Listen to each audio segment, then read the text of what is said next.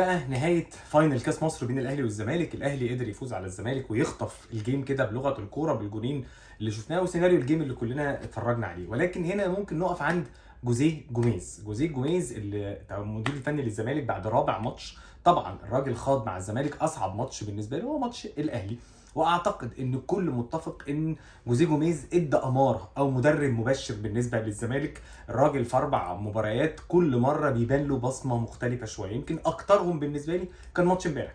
انا بشوف ان الزمالك مطالب بحمايه جوزيه جوميز، مجلس اداره الزمالك مطالب بحمايه جوزيه جوميز.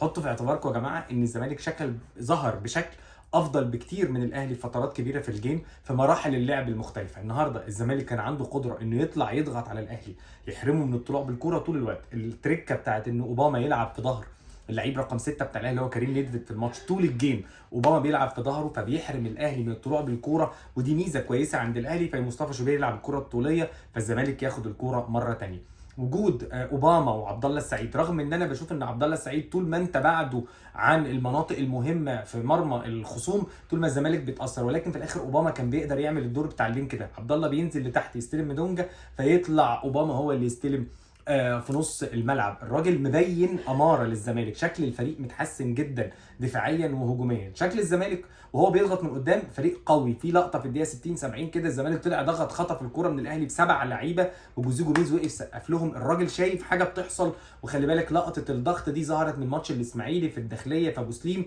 وكمان ترجمها قدام كواليتي اعلى قدام لعيبه الاهلي. خلي بالك الزمالك الراجل وهو مسافر ماتش الاهلي في السعوديه مسافر ب4 لعيبه بس من الصفقات الجديده، واحد اشترك اساسي وواحد كبديل واثنين ما لعبوش تماما. رغم اني بشوف ان محمد شحاته كان لازم ياخد فرص على الاقل يكون موجود على الدكه. الزمالك عنده 6 لعيبه ما جربهمش. جوزيه جوميز هيبقى عنده حيره انه حتى الان هو مش عارف مين اللعيبه اللي هتفضل معاه اساسيه في الكونفدراليه ومين في الدوري، لان في لعيبه متأيده ولعيبه مش متأيده. ولكن اعتقد ان هو هيشوف بقيه الصفقات الماتشات اللي جايه، او على الاقل في فتره التوقف بعد ماتش الزمالك والجونه اللي جاي، عشان يبدا يوصل لتوليفه اكتر.